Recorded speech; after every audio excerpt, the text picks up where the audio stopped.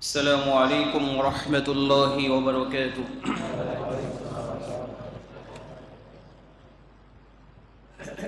الحمد لله نحمده ونستعينه ونستغفره ونؤمن به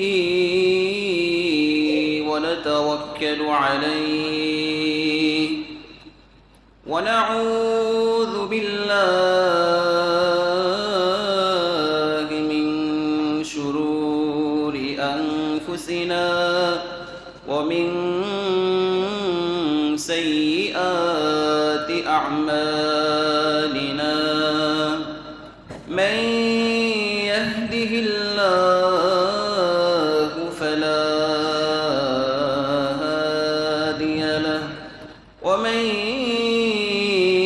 يضلله فلا هادي له. ونشهد أن لا إله إلا الله وحده لا شريك له. ونشهد أن سيدنا وسندنا وحبيبنا وحبيب ربنا وبشيرنا ونذيرنا وشفيعنا ومولانا محمدا عبده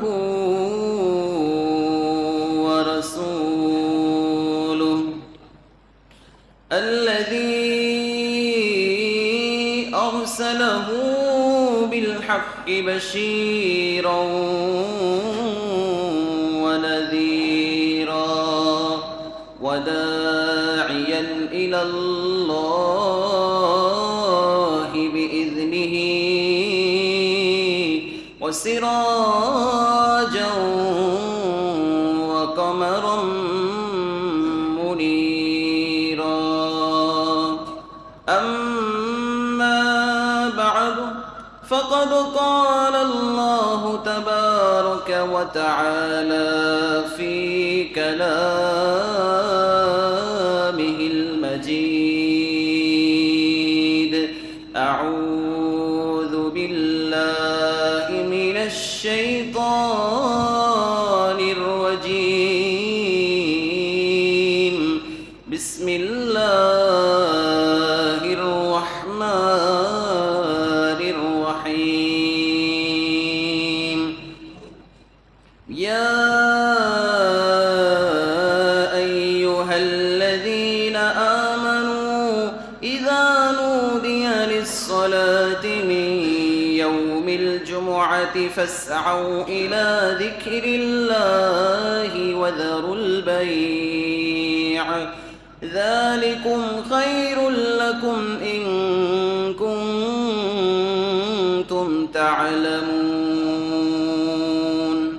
عن أبي هريرة رضي الله تعالى عنه قال: قال رسول الله صلى الله عليه وسلم: خير يوم طلعت فيه الشمس يوم الجمعة فيه خلق آدم وفيه أدخل الجنة وفيه أخرج منها لا تقوم الساعة إلا في يوم الجمعة أو كما قال عليه الصلاة والسلام.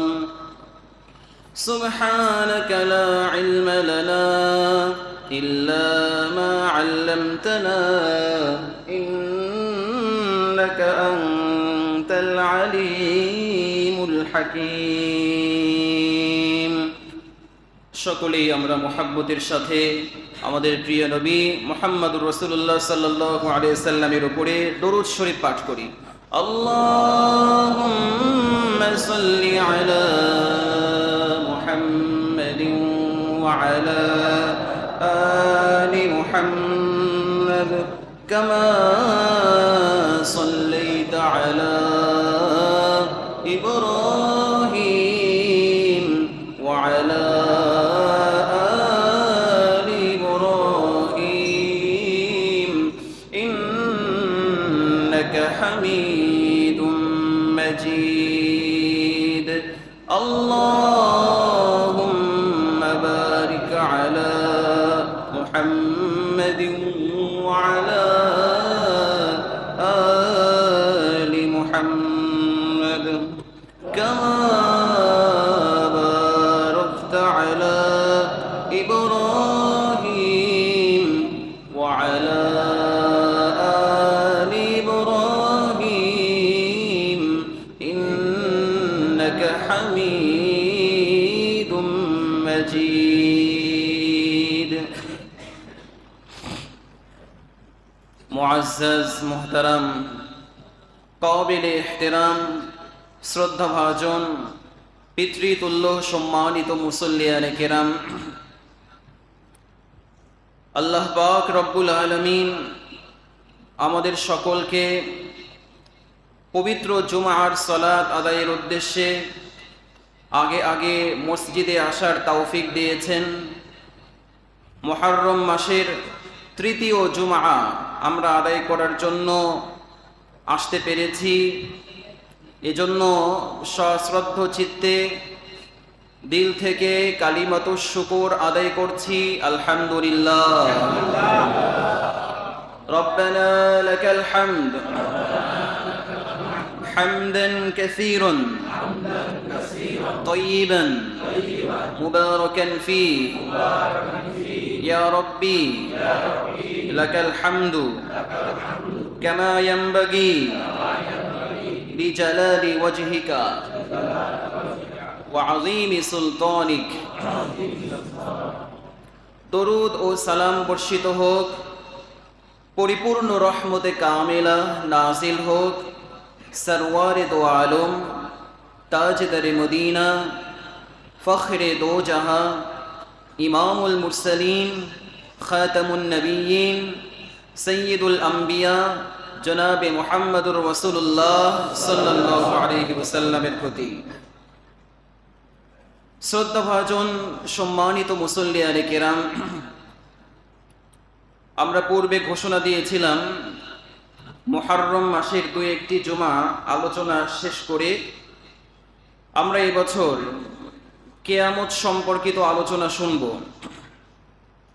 কিয়ামত বিষয় বা শেষ জামানার গল্প, এই শিরোনামে আমরা ধারাবাহিক 2-3 মাস যাবৎ আলোচনা শুনব ইনশাআল্লাহ। তারও পূর্বে এ কিয়ামত সংক্রান্ত যদি আলোচনা আমরা শুনতে চাই তাহলে আমাদের জুমার নামাজের গুরুত্ব বুঝতে হবে। জুমার নামাজে আমাদের আগে আগে আসতে হবে। আজকে যেভাবে আমরা এসেছি আলহামদুলিল্লাহ, আমাদের নিস্তালা ভরপুর হয়ে গেছে।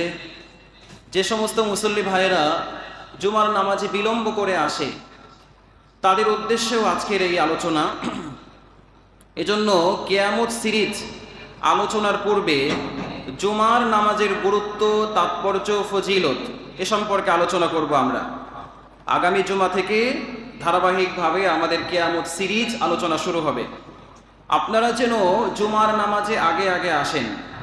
জুমার নামাজ যে আমরা পড়ি তার গুরুত্ব কি, ইসলামে জুমার নামাজের কি ফজিলত রেখেছেন, জুমার নামাজ পড়ার দ্বারা কি কি উপকারিতা আছে, জুমার নামাজের প্রস্তুতি কখন থেকে শুরু করতে হয়, জুমাকে জুমা করে নামকরণের কারণ কি, এই বিষয়গুলো নিয়ে আজকে আমাদের আলোচনা।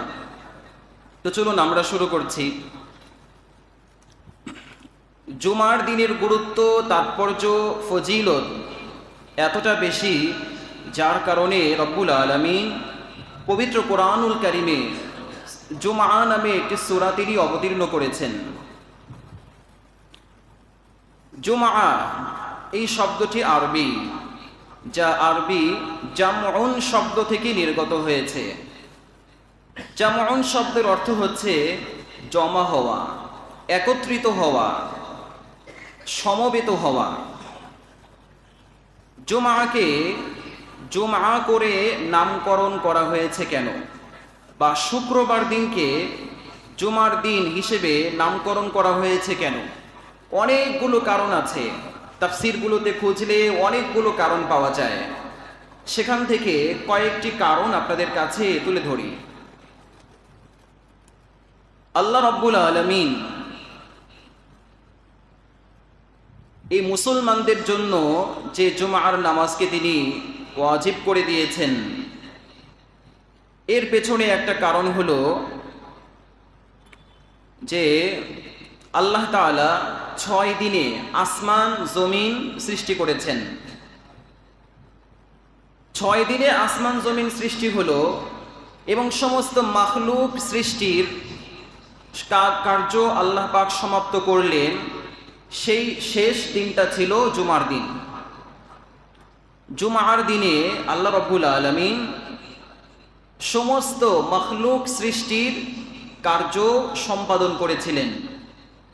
সেই দিক থেকে এই দিনটাকে জুমার দিন বলা হয়।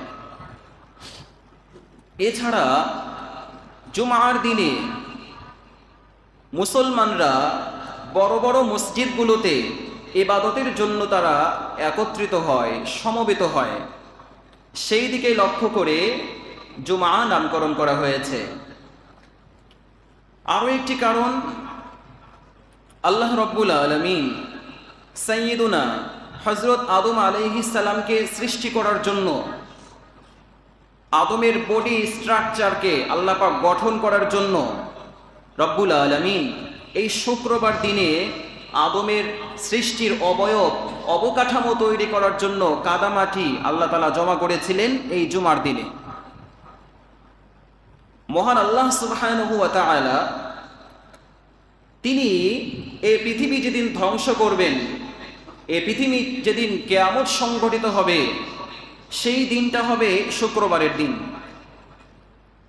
আল্লাহ তাআলা হাসরের মাঠে যেদিন সমস্ত মাখলুককে আল্লাহ রাব্বুল আলামিন পুনর্জীবন দান করবেন, হাসরের মাঠে সমস্ত মাখলুককে আল্লাহ রাব্বুল আলামিন হাজির করবেন, ওই দিনটা হবে জুমার দিন।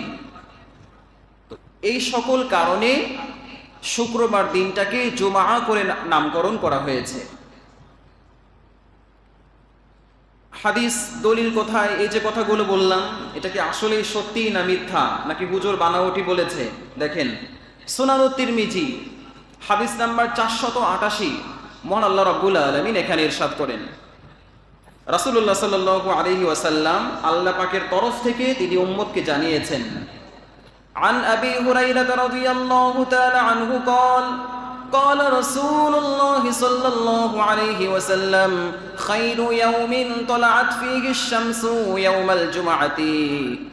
বিশ্বনবী সাল্লাল্লাহু আলাইহি ওয়াসাল্লাম বলেন, যে দিনগুলোতে সূর্য উদিত হয় সেই দিনগুলোর মধ্যে সবচেয়ে শ্রেষ্ঠ দিন হলো জুমার দিন। ফিহি খুলিকা আদামু, এই দিনটার মধ্যে সাইয়্যিদুনা আদম আলাইহিস সালামকে সৃষ্টি করা হয়েছে। ওয়া উদখিলাল জান্নাতা, এই দিনে আদম আলাইহিস সালামকে জান্নাতে প্রবেশ করানো হয়েছে।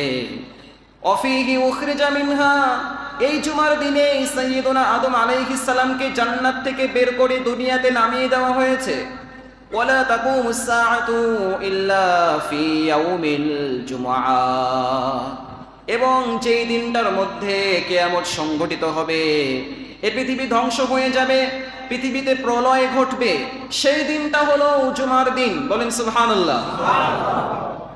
তাহলে এই হাদিসের মধ্যে কয়েকটি বিষয় জানা গেল। একটা হলো, এই পৃথিবীতে যে দিনগুলোতে সূর্য উদয় হয় তার মধ্যে সর্বশ্রেষ্ঠ দিনটা হলো কিসের দিন? জুমার দিন। জুমার দিনের সূর্য শ্রেষ্ঠ সূর্য। এরপরে আল্লাহ রাব্বুল আলামিন এই জুমার দিনে আমাদের আদি পিতা সাইয়্যিদুনা ইব্রাহিম আলাইহিস সালামকে সৃষ্টি করেছেন। আদম নবীকে আল্লাহ রাব্বুল আলামিন জান্নাতে দাখিল করেছেন, জান্নাতে প্রবেশ করিয়েছেন কোন দিনে? জুমার দিনে। আদম নবীকে এবং আমাদের আম্মা হাওয়া আলাইহাস সালামকে আল্লাহ রাব্বুল আলামিন যে দিনে জান্নাত থেকে বের করে দুনিয়াতে নামিয়ে দিয়েছেন সেই দিনটাও ছিল জুমার দিন। আল্লাহ পাক রব্বুল আলামিনের পক্ষ থেকে মুহাম্মাদুর রাসূলুল্লাহ সাল্লাল্লাহু আলাইহি ওয়াসাল্লাম আমাদেরকে আরো জানালেন যে যেদিন পৃথিবী প্রলয় ঘটবে, কিয়ামত সংগঠিত হবে, ধ্বংস হবে দুনিয়া, সেই দিনটা হলো জুমার দিন। এরপরে আল্লাহ পাক হাসরের মাঠে যেদিন আমাদেরকে পুনর্জীবন দান করবেন, আবার আমাদেরকে জীবিত করবেন, হাসরের মাঠে আমাদেরকে সমবেত করবেন, সেই দিনটা হলো জুমার দিন। এক নম্বর কারণ জানলাম, জুমাকে জুমা হিসেবে নামকরণ করা হয়েছে কেন। জুমার দিন সম্পর্কে দ্বিতীয় কথা, এই পৃথিবীর শুরু লগ্ন থেকে প্রত্যেকটা সপ্তাহের শুক্রবার দিনটাকে, জুমার দিনটাকে আল্লাহ পাক রব্বুল আলামিন মানব জাতির জন্য সমবেত হওয়ার দিন, ইবাদতের দিন হিসেবে নির্ধারণ করেছিলেন। পূর্বেকার উম্মতেরা তারা এই জুমার দিনের গুরুত্ব বুঝতে না পেরে তারা সীমা লঙ্ঘন করেছিল। তারা নিজেদের সমাবেশের দিন, নিজেদের ইবাদত বন্দেগীর দিন হিসেবে তারা নির্ধারণ করেছিল। ইহুদিরা নির্ধারণ করেছে শনিবারকে, খ্রিস্ট সম্প্রদায় খ্রিস্টানরা নিজেদের সমবেত হওয়ার দিন বা ইবাদতের দিন ধার্য করেছে রবিবারকে। আল্লাহ পাক রব্বুল আলামিন উম্মতে মুহাম্মাদুর রাসূলুল্লাহ সাল্লাল্লাহু আলাইহি ওয়াসাল্লামের উম্মতকে তৌফিক দিয়েছেন, যার বদৌলতে এই উম্মত শুক্রবার দিনকে তারা জুমার দিন হিসেবে তারা মেনে নিয়েছে, গ্রহণ করেছে। বলেন সুবহানাল্লাহ। তাহলে পৃথিবীর শুরু লগ্ন থেকেই প্রতি সপ্তাহের এই দিনটাকে আল্লাহ পাক রব্বুল আলামিন মানব জাতির জন্য সমবেত হওয়ার দিন এবং ইবাদত বন্দেগীর দিন হিসেবে নির্ধারণ করেছিলেন। কিন্তু পূর্বেকার উম্মতেরা তা পালন করতে ব্যর্থ হয়েছিল, কিন্তু উম্মতে মুহাম্মদী তা পালন করতে সফল হয়েছে। সুবহানাল্লাহ। দুই নাম্বার কারণ জানলাম, পৃথিবীর শুরু লগ্ন থেকে প্রতি সপ্তাহের এই দিনটা হলো ইবাদতের দিন ছিল। জুমা সম্পর্কে তৃতীয় কথা, আল্লাহ পাক রব্বুল আলামিন জুমার দিনকে এতটা শ্রেষ্ঠত্ব মর্যাদা দান করেছেন যে প্রতি সপ্তাহের শুক্রবার দিনটা হলো, জুমার দিনটা হলো সপ্তাহের শ্রেষ্ঠ দিন। আর কোনো দিনকে শ্রেষ্ঠত্ব দান করা, কোনো রাতকে মর্যাদাপূর্ণ করা, কোনো মাসকে সম্মান দান করা, কোনো সপ্তাহকে সম্মান দান করা, এটা আল্লাহ পাক রব্বুল আলামিনের ইচ্ছাধিকার। আল্লাহ পাক এ সম্পর্কে পবিত্র কোরআনুল কারীমের সূরা কাসাস আয়াত নাম্বার 68 এখানে বলেছেন, ওয়ারাব্বুকা ইয়াখলুকু মা ইয়াশাউ ওয়া ইয়াখতার। আপনার পালনকর্তা তিনি যা ইচ্ছা পোষণ করেন তাই তিনি সৃষ্টি করেন, আর আপনার পালনকর্তা যা তিনি ইচ্ছা পোষণ করেন তাই তিনি মনোনীত করেন, নির্ধারিত করেন। আল্লাহ পাক রব্বুল আলামিন চেয়েছেন প্রতি সপ্তাহের শুক্রবার দিনটাকে তিনি মর্যাদাপূর্ণ করবেন, তাই তিনি করেছেন। এজন্য আমাদের প্রশ্ন করার সুযোগ নেই যে কেন শনিবার দিন কি সমস্যা ছিল, বৃহস্পতিবার দিনটা কি সমস্যা ছিল, সোমবারের দিন তো মুসলমানদের জন্য ইবাদতের দিন ধার্য করা যেতে পারত, শুক্রবার দিনটা কেন হলো? আল্লাহ পাক চেয়েছেন তাই হয়েছে। আল্লাহ পাক যা ইচ্ছা করেন, যা তিনি ইচ্ছা পোষণ করেন তিনি সেটাই বাস্তবায়ন করেন, এবং তিনি সেটা বাস্তবায়ন করার জন্য অনেক চিন্তা ভাবনা করারও প্রয়োজন হয় না। আল্লাহ পাক রব্বুল আলামিন শুধু বলেন কোন হয়ে যাও, ফায়াকুন, সঙ্গে সঙ্গে তা হয়ে যায়। বলেন সুবহানাল্লাহ।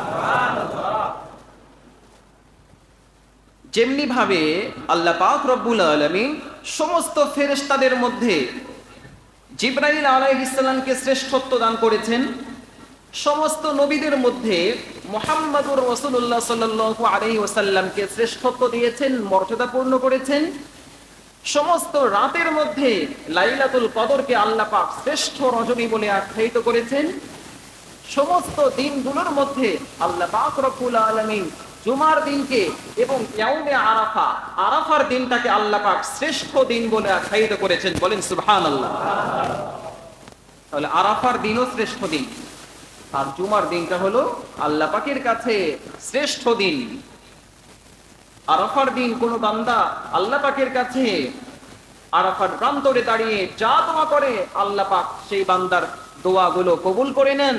জুমার দিনে আল্লাহ পাক রব্বুল আলামিন মুসলিম উম্মাহের জন্য এমন একটা সময় রেখেছেন, এমন একটি মুহূর্ত রেখেছেন, যে মুহূর্তে যে সময়ে বান্দা আল্লাহ পাকের কাছে যা কামনা করে আল্লাহ পাক বান্দাকে তাই দান করবেন। সুবহানাল্লাহ।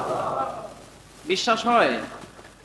হ্যাঁ, আপনি জুমার দিনে যা চাইবেন আল্লাহর কাছে আল্লাহ পাক তাই আপনাকে আপনার জন্য বরাদ্দ করবেন, ফয়সালা করবেন, কবুল করবেন। আমরা দলিল শুনি। তাহলে জুমা সম্পর্কে 4 নম্বর কথা, জুমার দিনে এমন একটি মুহূর্ত আছে, জুমার দিনে এমন একটা সময় আছে যে সময়ে বান্দা আল্লাহ পাকের কাছে যা চাইবে, যা জানচা করবে আল্লাহ পাক বান্দাকে তাই দান করবেন। এই সময়টা কখন?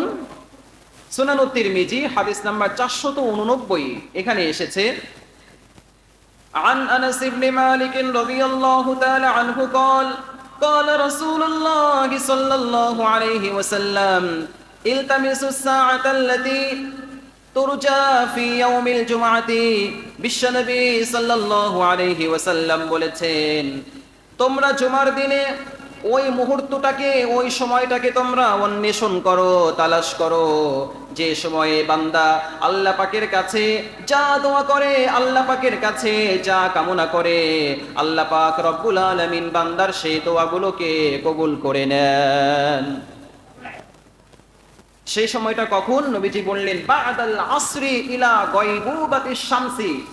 এই সময়টা হলো আসরের নামাজের পর থেকে নিয়ে সূর্যাস্ত পর্যন্ত যে সময়, যে মুহূর্ত, এই সময়টার মধ্যে আল্লাহ পাকের কাছে কোনো বান্দা যা জানচা করবে, যা চাইবে আল্লাহ পাক বান্দাকে তাই দান করবেন। অথচ এই জুমার দিনে আসরের নামাজের পরে আমাদের গল্পের আসর আর চায়ের দোকানে বসে গল্প করা, আড্ডা করাটা সবচেয়ে বেশি জমে। কারণ সপ্তাহের অন্যান্য দিনগুলোতে অফিস আদালত, চাকরি বাকরি, কর্মকাণ্ডে থাকি আমরা ব্যস্ত। জুমার দিনে একটু সময় পেয়েছি, বন্ধু বান্ধবদেরকে নিয়ে একটু চায়ের স্টলে বসে আসরের পরে মজা করে চা খায়। যে সময়ে আল্লাহ পাক আপনাকে দিবেন, আপনার দোয়া কবুল করবেন, এই মর্মে তিনি প্রত্যয়ন করেছেন নবীজির কাছে। নবী আপনি বলে দেন আপনার উম্মতকে, আপনার উম্মত আসরের পর থেকে মাগরিব পর্যন্ত জুমার দিনে যা চাইবে আমি তাই দোয়া, তাই কবুল করব। আল্লাহ পাক দিতে চাচ্ছেন আপনাকে, আর আপনি তখন চায়ের স্টলে বসে সমালোচনা, গীবত আর ছবি দেখা, টিভি দেখায় মত্ত আছেন। তাহলে আল্লাহ আপনাকে দিতে চান, কিন্তু আপনি নিতে পারছেন না। আল্লাহ আপনার দোয়াগুলোকে কবুল করতে চান, আপনি আল্লাহ পাকের কাছে দোয়া করতে পারছেন না। আল্লাহ আপনার হতাশা, পেরেশানি, ডিপ্রেশনগুলোকে দূর করতে চান, আপনি সেটা নিতে পারছেন না। এটা আমাদের ব্যর্থতা। আল্লাহ তো দিতে চাচ্ছেন, আল্লাহ আপনার অভাব অনটন, দারিদ্রতা আপনাকে দূর করতে চাচ্ছেন, আপনি রোগে শোকে আক্রান্ত, আল্লাহ পাক আপনার রোগ শোকগুলো ভালো করতে চান, আল্লাহ এই মর্মে প্রত্যয়ন করেছেন নবীজির কাছে। অথচ আমরা তখন ব্যস্ত দুনিয়াবি কাজে, গল্প আর সমালোচনা, গীবত, চগলখুরি নিয়ে ব্যস্ত আছি। তাহলে জুমার দিনের আসরের নামাজের পর থেকে মাগরিব পর্যন্ত যে সময়টা, এই সময়টাকে মূল্যায়ন করতে হবে কি হবে না? আল্লাহ পাকের কাছে আমরা চাইব। আমাদের মসজিদে আমি দেখতে চাই, আমি ইমাম হিসেবে আমার প্রিয় মুসল্লিদের কাছে আবেদন, জুমার দিনে কমপক্ষে আসরের পরে না হলেও মাগরিবের 20 মিনিট আগে আমি চাই যে আমাদের এই মসজিদটা কানায় কানায় ভরপুর হয়ে যাক, মুসল্লিদের কান্নার রোল পড়ে যাক। মুসল্লিরা সবাই এই সময়ে পরস্পরে কথাবার্তা বাদ দিয়ে জিকির আজকার করবে, আল্লাহ পাকের কাছে দোয়া করবে। আশা করা যায় আল্লাহ পাকের কাছে কায়মনো বাক্যে জুমার দিনে আসর নামাজের পরে আপনি যা চাইবেন আল্লাহ পাক আপনাকে তাই দান করবে। বলেন সুবহানাল্লাহ। 4 নম্বর আলোচনা হলো জুমার দিনে এমন একটা মুহূর্ত আছে, সময় আছে, যে সময়ে বান্দা আল্লাহ পাকের কাছে যা কামনা করে, যা চায় আল্লাহ পাক বান্দাকে তাই দান করবেন। এ সম্পর্কে আমরা আরো একটা হাদিস শুনি। দোয়া কবুল সম্পর্কে বা জুমার দিনের এই মুহূর্ত সম্পর্কে। কোন সেই মুহূর্ত? আরও একটি বর্ণনা এসেছে সুনানুত তিরমিজি হাদিস নাম্বার 490, এখানে এসেছে عن عمرو بن عوف المزاني رضي الله تعالى عنه قال قال رسول الله صلى الله عليه وسلم إن في الجمعة ساعة নিশ্চয় জুমার দিনের মধ্যে এমন একটা মুহূর্ত আছে লা ইয়াসআলুল্লাহ আল আবদু ফিহা শাইআ, যে সময়ে বান্দা আল্লাহ পাকের কাছে যা চাইবে ইল্লা আতাহুল্লাহু ইয়া, আল্লাহ রাব্বুল আলামিন বান্দাকে তাই দান করবেন। ক্বালু ইয়া রাসূলুল্লাহ, সাহাবায়ে কেরাম জিজ্ঞাসা করলেন ইয়া রাসূলুল্লাহ সেই মুহূর্তটা কখন, সেই মুহূর্তটা কোন সময়? নবীজি উত্তর দিয়ে বললেন হাইনা তুকামুস সালাতু ইলাল ইনসিরাফি মিনহা, যখন থেকে ইমাম সাহেব খুতবা দেওয়ার জন্য মসজিদের মেম্বারে বসে তখন থেকে নিয়ে জুমার নামাজ শেষ হওয়া পর্যন্ত যে সময়, এই সময়ে বান্দা আল্লাহ পাকের কাছে যা কামনা করবে আল্লাহ পাক রব্বুল আলামিন বান্দাকে তাই দান করবেন। সুবহানাল্লাহ। এই যে খুতবা দেওয়ার জন্য বসেছি, জুমার মূল খুতবা শুরুর পূর্বে আপনাদেরকে কিছু হাদিস শোনাচ্ছি। জুমার মূল খুতবা ওইটাই, যখন আমরা আরবিতে বলি, আরবিতে যে খুতবা হয় ওটাই জুমার মূল খুতবা। ওই খুতবা শুরু হওয়ার আগে মুসল্লিরা যেন সমবেত হতে পারে, একত্রিত হতে পারে, তারা যেন ওই খুতবাটা মিস না করে, প্রত্যেকেই যেন ওই খুতবা শুনতে পারবে। ওই খুতবা শোনার গুরুত্ব বোঝানোর জন্যই এই আলোচনাগুলো করছি। অনেকে প্রশ্ন করেন যে জুমার দিনে 2 আজান কেন দেওয়া হয়? রাসূলুল্লাহ সাল্লাল্লাহু আলাইহি সাল্লামের যুগে জুমার দিনে 2 আজান ছিল না। ওই সময়ে মুসলমান কম ছিল, মুসলমানদের সংখ্যা ছিল মাত্র 1 লক্ষ থেকে 1.25 লক্ষ মুসলমান। আবু বকরের যুগেও 2 আজান ছিল না। ওসমান রাদিয়াল্লাহু তাআলা আনহু তার যুগে এসে 2 আজানের গুরুত্ব দেখা দিল। কেন দেখা দিয়েছে? মুসলমানদের সংখ্যা বিপুল হারে বেড়েছে, অনেক মুসলমান হয়ে গেছে।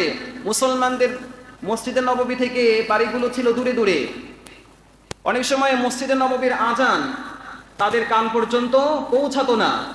এজন্য বৃহৎ স্বার্থে ওসমান রাদিয়াল্লাহু তাআলা আনহু তিনি প্রণয়ন করলেন যে জুমার দিনে প্রথম আজান দেওয়া হবে। এই আজানের মাধ্যমে মানুষকে জানানো হবে তোমরা খুতবা শোনার জন্য এগিয়ে আসো। জুমার দিনে খুতবার গুরুত্বটাকে বোঝানোর জন্যই ওসমান রাদিয়াল্লাহু তাআলা আনহু দ্বিতীয় আজানের প্রচলন করেছিলেন। এখন পরবর্তীতে একটা স্বার্থান্বেষী গোষ্ঠী, কিছু নামধারী লেবাসধারী, বড় বড় জুব্বা পরে আর দাড়ি লাগিয়ে তারা সুন্দর করে টিভি টকশোর মধ্যে এসে বলবে জুমার দিনে দ্বিতীয় আজান দেওয়া এটা বিদআত। ওসমান রাদিয়াল্লাহু তাআলা আনহু জলিল কদর সাহাবী, জান্নাতের সার্টিফিকেট ধারী সাহাবী, উনি বিদআত চালু করেছিলেন বলেন? তাহলে যারা বলে নিঃসন্দেহে ওরা নিজেরা ইসলামের মধ্যে অতিরঞ্জন করে বাড়াবাড়ি করে আমল থেকে মানুষকে দূরে সরাচ্ছে। আমার প্রিয় ভাইয়েরা, তো আসুন, তো বলতেছিলাম জুমার দিনে খুতবার গুরুত্বটা অনেক বেশি।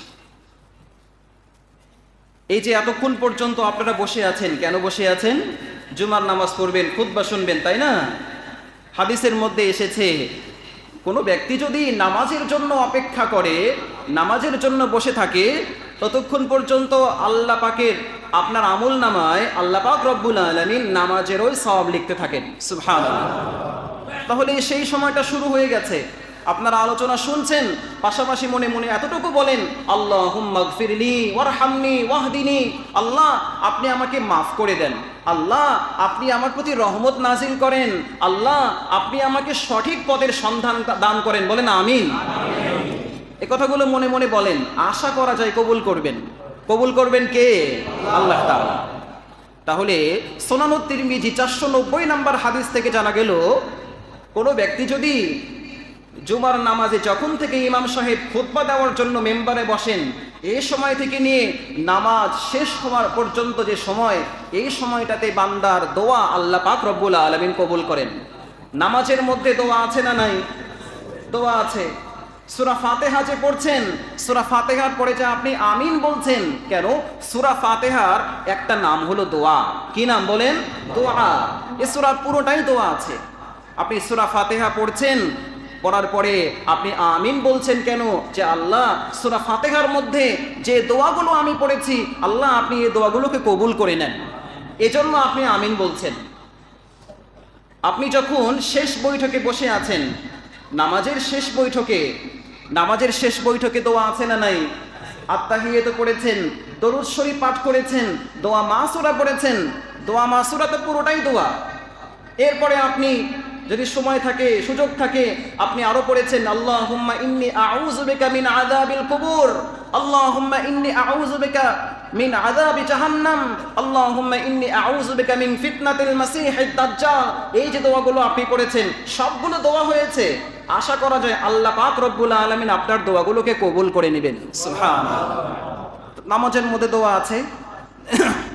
এজন্য আমার প্রিয় ভাইয়েরা, মুফাসসিরিনে কেরাম, মুহাদ্দিসিনে কেরাম তারা আরো লিখেছেন, জুমার দিনের ওই মুহূর্তটা হলো ইমাম যখন খুতবা দেন, প্রথম খুতবা দিয়ে যখন ইমাম সাহেব বসেন, দ্বিতীয় খুতবার জন্য দাঁড়াবেন, এই যে অল্প সময় 20 সেকেন্ড 30 সেকেন্ড যে সময়টা, দুই খুতবার মধ্যবর্তী সময়ে যখন ইমাম বসেন, এই সময়ে বান্দা আল্লাহ পাকের কাছে যা চাইবে, যা বলবে, আল্লাহ পাক রব্বুল আলামিন বান্দার সে দোয়াগুলোকে কবুল করে নেবেন। সুবহানাল্লাহ। তাহলে এই সময় আপনি কি বলবেন? আল্লাহ আমাকে মাফ করে দেন, আল্লাহুম্মা গফিরলি, আল্লাহ আমাকে মাফ করে দেন, আল্লাহুম্মা আরহামনি, আল্লাহ আপনি আমার প্রতি রহম করেন। আপনি দোয়াগুলো সেখানে পড়তে পারেন। যে ব্যক্তি মাফ পেয়ে গেল, আল্লাহ পাকের রহমত পেয়ে গেল, তার আর কোনো কিছু লাগে? আল্লাহ পাকের মাফ পেয়ে যাওয়ার অর্থ হলো, তার তরফ থেকে ক্ষমা পেয়ে যাওয়ার অর্থ হলো নিঃসন্দেহে আপনি জান্নাতি মানুষ, নিঃসন্দেহে আপনি জাহান্নামের আগুন থেকে বেঁচে যাওয়া মানুষ। আল্লাহ পাকের তরফ থেকে রহমত পেয়ে যাওয়ার অর্থ হলো আপনার দুনিয়াতে আর কোনো কিছু দরকার নেই। আল্লাহ পাকের রহমত পেয়েছেন, সব জায়গায় আপনি রহমত পাবেন। সংসারের মধ্যে রহমত পাবেন, সন্তানাদির মধ্যে রহমত পাবেন, হ্যাঁ, আপনার চাকরি বাকরি কর্মকাণ্ডের মধ্যে আপনি রহমত পাবেন। আল্লাহ আপনাকে রহমত দিতে চাচ্ছেন, আর আমরা রহমত থেকে দূরে সরে আছি। তো দেখেন, জুমা সম্পর্কে চতুর্থ কথা আলোচনা করলাম। জুমার দিনে এমন একটি মুহূর্ত আছে, যেই মুহূর্তে বান্দা আল্লাহ পাকের কাছে যা দোয়া করে, আল্লাহ পাক রব্বুল আলামিন বান্দার সে দোয়াগুলোকে কবুল করে নেন। 5 নাম্বার কথা জুমা সম্পর্কে। ইসলামী ইতিহাসে সর্বপ্রথম জুমার নামাজ কখন, কোন সময়ে আদায় হয়েছিল? মহানবী সাল্লাল্লাহু আলাইহি ওয়াসাল্লাম হিজরত করে মদিনায় যখন রওনা দিয়েছেন, মদিনার উদ্দেশ্যে রওনা হয়েছেন, মদিনাতে পৌঁছার আগে কুবা নামক স্থানে মুহাম্মদ সাল্লাল্লাহু আলাইহি সাল্লাম 14 দিন অবস্থান করেছিলেন। রাসূলুল্লাহ সাল্লাল্লাহু আলাইহি ওয়াসাল্লাম কুবাতে একটি মসজিদ নির্মাণ করেছেন, যেই মসজিদের নাম মসজিদে কুবা। এই মসজিদের ফজিলত সম্পর্কে ইবনে মাজার মধ্যে এসেছে, রাসূলুল্লাহ সাল্লাল্লাহু আলাইহি ওয়াসাল্লাম বলেন, মান তাতাহহারা ফি বাইতিহি সুম্মা আতা মসজিদা কুবাইন, কোনো ব্যক্তি যদি নিজ বাড়ি থেকে পবিত্রতা হাসিল করে, অথবা হোটেলে আছেন, হোটেল থেকে পবিত্রতা হাসিল করে ওযু করে মসজিদে কুবাতে আসে, সুম্মা সাল্লা ফিহি সালাতুন, অতঃপর মসজিদে কুবাতে এসে 2 রাকাত নামাজ আদায় করে, কানা লাহু কাআজরি উমরাতিন, আল্লাহ পাক রব্বুল আলামিন তার আমলনামায় একটা কবুল উমরা করার সওয়াব লিখে দেন। সুবহানাল্লাহ। সেই মসজিদে কুবা যেখানে নবীজি হিজরত করে এই কুবাতে এসে 14 দিন অবস্থান করলেন। এরপর নবীজি মদিনার উদ্দেশ্যে রওনা হলেন। মদিনা থেকে উত্তর দিকে আধা কিলোমিটার দূরে বনু সালেমের মহল্লা, তৎকালীন সময়ের বনি সালেমের মহল্লায় পৌঁছালে জোহরের ওয়াক্ত হয়ে যায়। রাসূলুল্লাহ সাল্লাল্লাহু আলাইহি সাল্লাম সাহাবায়ে কেরামকে নিয়ে ওই সময়ে জুমার নামাজ আদায় করেন। ইসলামের ইতিহাসে এটাই হলো সর্বপ্রথম জুমার নামাজ আদায়। তাহলে মদিনা থেকে আধা কিলোমিটার উত্তরে বনু সালেমের মহল্লায় ইসলামের ইতিহাসে সর্বপ্রথম জুমার নামাজ আদায় করা হয়েছিল। রাসূলুল্লাহ সাল্লাল্লাহু আলাইহি ওয়াসাল্লাম এই জুমার নামাজে একটা খুতবা প্রদান করেছিলেন। এই খুতবার ভাষা এতটা সাহিত্যপূর্ণ ছিল, এই খুতবার প্রতিটা শব্দ ছিল ব্যঞ্জনপূর্ণ, এই খুতবার প্রতিটা শব্দ ছিল প্রাঞ্জলতায় ভরপুর। রাসূলুল্লাহ সাল্লাল্লাহু আলাইহি ওয়াসাল্লাম মক্কা থেকে হিজরত করে মদিনায় আসলেন। 13 বছর পর্যন্ত মক্কায় অবস্থান করেছিলেন নবুয়ত প্রাপ্তির পরে। এই 13 বছরে কাফের মুশরিকদের সীমাহীন নির্যাতন, উৎপীড়ন, জ্বালায় অতিষ্ঠ হয়ে মুহাম্মদ সাল্লাল্লাহু আলাইহি ওয়াসাল্লাম তিনি তার স্বদেশ ছেড়ে, মাতৃভূমি, জন্মভূমি ছেড়ে দিয়ে তিনি মদিনাতে আসলেন। মদিনায় আসার পরে সর্বপ্রথম জুমার নামাজ পড়ে যেই খুতবা প্রদান করলেন, হাদিসের মধ্যে এসেছে এই খুতবার কোনো অংশে নবীজি মক্কাবাসীর বিরুদ্ধে একটা শব্দও তিনি অভিযোগ করেন নাই, উচ্চারণ করেন নাই। সুবহানাল্লাহ বলেন। যেই মক্কার কাফের মুশরিকরা নবীজিকে যখন তিনি মসজিদে হারামে নামাজ পড়তেন, আল্লাহ পাকের ঘর সামনে রেখে তিনি নামাজ পড়ছেন, কাফের মুশরিকরা নবীজির ঘাড়ের উপরে পচা, গলা, দুর্গন্ধযুক্ত উটের নাড়ি ভুড়ি চাপিয়ে দিয়েছিল। নবীজি রাস্তা দিয়ে হেঁটে গেলে তাকে পাথর ছুঁড়ে তার দেহকে রক্তাক্ত করে দিয়েছে। নবীজি রাস্তা দিয়ে হেঁটে গেলে নবীজি চোখের দিকে ধুলে ছুঁড়েছে, নবীজির গায়ে থুতু নিক্ষেপ করেছে। সেই মক্কাবাসীর বিরুদ্ধে নবীজি মদিনায় আসলেন, সর্বপ্রথম যে জুমার খুতবা প্রদান করলেন, এই খুতবার একটা অংশেও নবীজি মক্কাবাসীর বিরুদ্ধে একটা অভিযোগও তিনি করেন নাই। ভাবতে পেরেছেন, কল্পনা করেছেন আপনি যে কতটা ধৈর্যশীল, কতটা তার নমনীয়তা, কতটা বিনয়ী হতে পারলে একজন মানুষ তিনি এই উত্তম গুণাবলী তার দিলে লালন করতে পারেন। আমার প্রিয় ভাইয়েরা, এই খুতবা থেকে অনেকগুলো শিক্ষা আছে। নবীজি মক্কাবাসীর বিরুদ্ধে অভিযোগ না করে নিজেদের ভুলগুলো সম্পর্কে আলোচনা করলেন, নিজেদের ঈমান আমলকে শুদ্ধ করার জন্য সাহাবায়ে কেরামকে উদ্বুদ্ধ করলেন, এমনকি উত্তম আচরণ দিয়ে, উত্তম আখলাক দিয়ে, উত্তম চরিত্র মাধুরী দিয়ে দিন প্রচারের জন্য সাহাবায়ে কেরামকে উদ্বুদ্ধ করেছেন। বলেন সুবহানাল্লাহ। তাহলে আমরা জানলাম পঞ্চম কথা ছিল জুমা সম্পর্কে। ইসলামের ইতিহাসে সর্বপ্রথম জুমার নামাজ কোথায় আদায় হয়েছে। এরপরে জুমার দিনের প্রস্তুতি সম্পর্কে দু একটি কথা। জুমার দিনে গোসলের তাৎপর্য কি, গোসল করার গুরুত্বটা কত বেশি। সহিহ বুখারী হাদিস নাম্বার 877 এখানে এসেছে, عن عبد الله بن عمر أن النبي صلى الله عليه وسلم قال আব্দুল্লাহ ইবনে ওমর থেকে বর্ণিত, বিশ্বনবী সাল্লাল্লাহু আলাইহি ওয়াসাল্লাম বলেছেন, ইযা জাআ আহাদুকুমুল জুমআতা ফালইগতাসিল, তোমাদের কেউ যখন জুমার নামাজ পড়ার জন্য মসজিদে গমন করে তাহলে সে যেন অবশ্যই গোসল করে নেয়, অবশ্যই যেন সে গোসল করে। আবু সাঈদ আল খুদরি থেকে বর্ণিত, সহিহ বুখারী হাদিস নাম্বার 879 এখানে এসেছে, عن أبي سعيد الخدري رضي الله تعالى عنه قال قال رسول الله صلى الله عليه وسلم غسل يوم الجمعة واجب على كل محتلم। আবু সাঈদ আল খুদরি রাদিয়াল্লাহু তাআলা আনহু থেকে বর্ণিত, বিশ্বনবী সাল্লাল্লাহু আলাইহি ওয়াসাল্লাম বলেছেন, যখন তোমাদের কেউ জুমার দিন আসে তোমাদের কাছে, তোমাদের কেউ যখন জুমার নামাজ আদায়ের নিয়ত করে, ইচ্ছা পোষণ করে, তাহলে সে যেন অবশ্যই গোসল করে নেয়।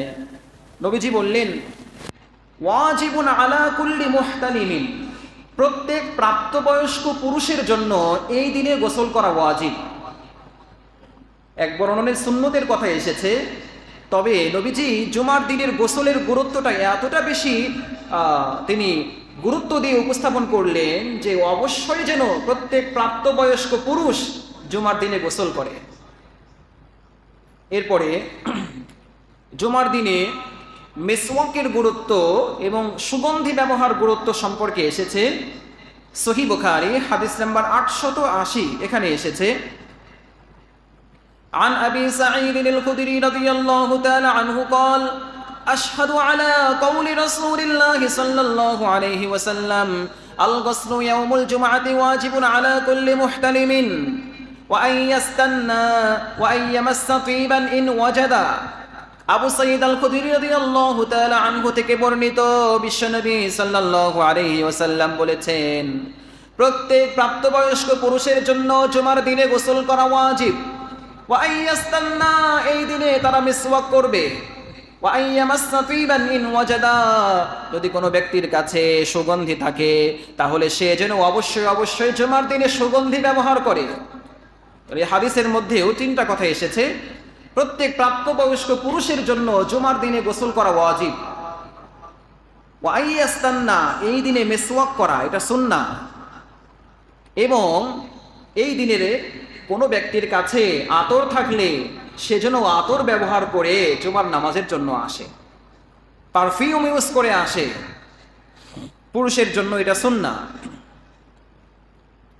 জুমা সম্পর্কে আমরা 6 নম্বর কথা শুনলাম, জুমার দিনে গোসলের গুরুত্ব। 7 নম্বর আলোচনা শুনলাম জুমার দিনে মিসওয়াকের গুরুত্ব এবং সুগন্ধি ব্যবহার গুরুত্ব অপরিসীম।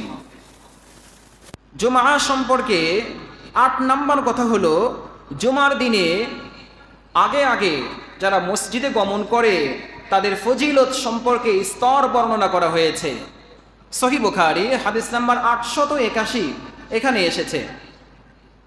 عن أبي هريرة رضي الله تعالى عنه قال قال رسول الله صلى الله عليه وسلم من اغتسل يوم الجمعة غسل الجنابة, কোনো ব্যক্তি যদি জুমার দিনে উত্তম রূপে গোসল করে, সুন্দরভাবে গোসল করে, সুম্মা রাহা আতা ইলাল মসজিদ, এরপরে জুমার নামাজ পড়ার জন্য জামে মসজিদে গমন করে, ফাকান্নামা কাররাবা বাদানাতান, ওই ব্যক্তির আমল নামায় আল্লাহ রাব্বুল আলামিন একটা উট কোরবানি করলে যে পরিমাণ সওয়াব হবে সমপরিমাণ সওয়াব লিখে দেন। সুবহানাল্লাহ। সর্বপ্রথম আগমনকারীর জন্য একটা উট কোরবানি করার সওয়াব। এরপর নবীজি বলেন, ওমান রাহা ফিস সাআতিস সানিয়া, জুমার দিনে জুমার নামাজ পড়ার জন্য কোনো ব্যক্তি যদি দ্বিতীয় জন হিসেবে জুমার মসজিদে আগমন করে, ফাকান্নামা কাররাবা বাকারাতান, আল্লাহ রাব্বুল আলামিন ওই ব্যক্তির আমল নামায় একটা গরু কোরবানি করলে যেই পরিমাণ সওয়াব হয় সমপরিমাণ সওয়াব রাব্বুল আলামিন লিখে দেন। সুবহানাল্লাহ বলেন। তৃতীয় জনের কথা, প্রথম জন উট কোরবানি করার সওয়াব, দ্বিতীয় জন জুমার নামাজ পড়ার জন্য আগে মসজিদে গমন করেছে তার জন্য একটা গরু কোরবানি করার সওয়াব। ওমান রাহা ফিস সাআতিস সালিসা, কোন ব্যক্তি যদি জুমার নামাজ পড়ার জন্য তৃতীয় জন হিসেবে সর্বপ্রথম কি করে মসজিদে জমাতে আগমন করে, ফাকান্নামা কাররাবা কাবশান আকরানা, রব্বুল আলামিন ওই ব্যক্তির আমল নামায় একটা শিং বিশিষ্ট দুম্বা কোরবানি করার সওয়াব দিয়ে দেন। সুবহানাল্লাহ। তৃতীয় জন হিসেবে যে আগমন করেছে জুমার নামাজ পড়ার জন্য, শিং বিশিষ্ট একটা দুম্বা কোরবানি করার সওয়াব। এরপর দেখেন স্তর বর্ণনা করা হচ্ছে, ওয়ামান রাহা ফিস সাআতির রাবিআ, কোন ব্যক্তি যদি জুমার নামাজ পড়ার জন্য চতুর্থ জন হিসেবে জুমার মসজিদে আগমন করে, ফাকান্নামা কাররাবা দাজাজাতান, আল্লাহ রাব্বুল আলামিন ওই ব্যক্তির আমল নামায় একটা মুরগি বা মোরগ সদাকা করার সওয়াব দিয়ে দেন। সুবহানাল্লাহ।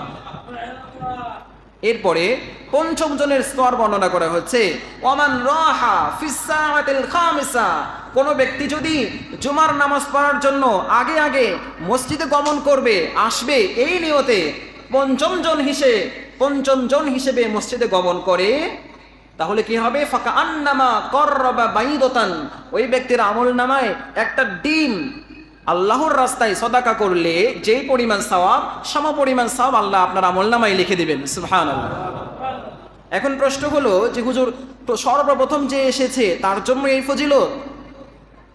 হ্যাঁ, যদি কোনো ব্যক্তি বাসা থেকে বের হয় এই নিয়তে যে আপনি সর্বপ্রথম মসজিদে আসবেন আর উট কোরবানি করার সওয়াবটা নিয়ে যাবেন, আপনি একই সময়ে মসজিদের গেট দিয়ে ঢুকছেন, দেখতে পাচ্ছেন আরো 5 জন 6 জন 10 জন একসঙ্গে ঢুকে গেছে, তাহলে প্রথমে আসার নিয়ত করেছেন যে আপনি প্রত্যেকের আমল নামায় আল্লাহ পাক রব্বুল আলামিন উট কোরবানি করার সওয়াব দিয়ে দিবেন। সুবহানাল্লাহ।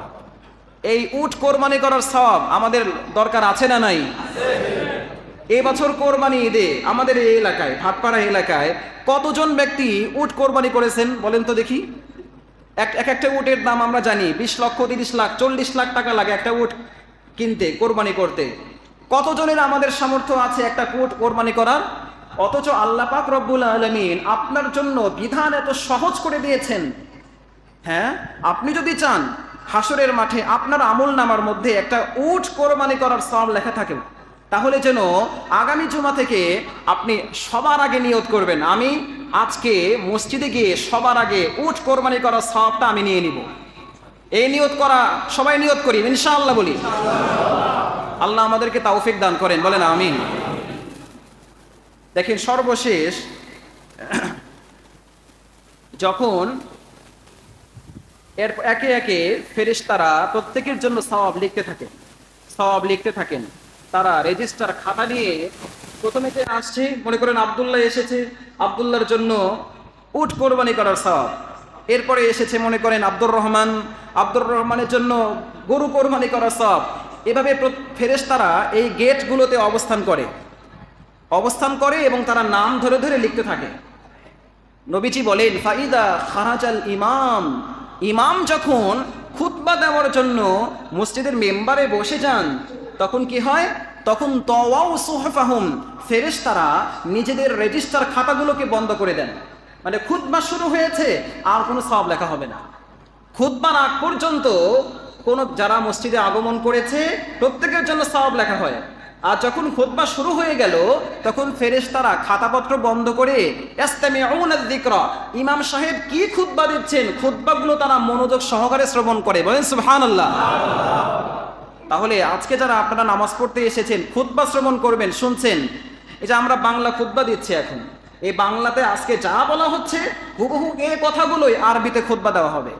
এটাও খুতবার অংশ আমার প্রিয় ভাইয়েরা। তাহলে ফেরেশতারা তারাও খুতবা শোনে।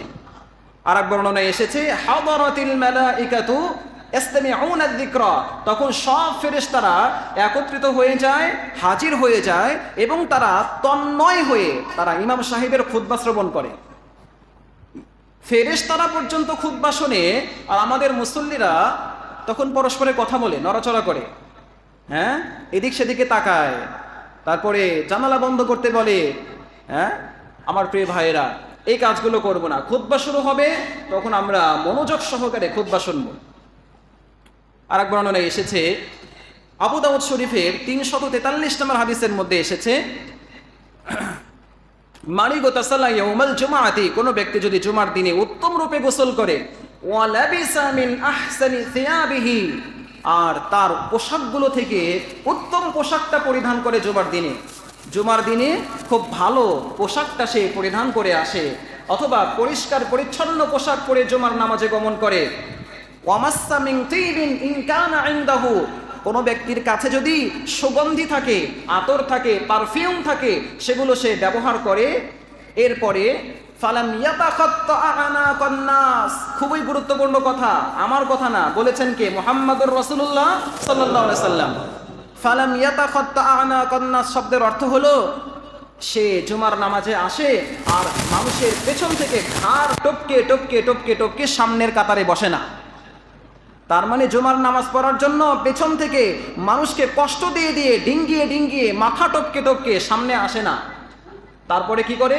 সুম্মা আমসাতা ইদা খারাজা ইমামহু হাত্তা ইয়াফরুগা মিন সালাতিহি, এরপরে ইমাম খুতবা দেওয়ার সময় থেকে নিয়ে নামাজ শেষ করা পর্যন্ত সময়ে একটা কথাবার্তাও না বলে চুপচাপ করে ইমাম সাহেবের কাছাকাছি বসে খুব মনোযোগ সহকারে খুতবা শোনে।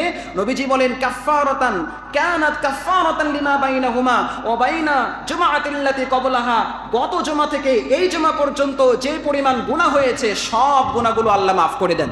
সুবহানাল্লাহ। তাহলে 8 নম্বর বক্তব্য দিয়েছি আমরা জুমার নামাজে আগমনকারীর স্তর।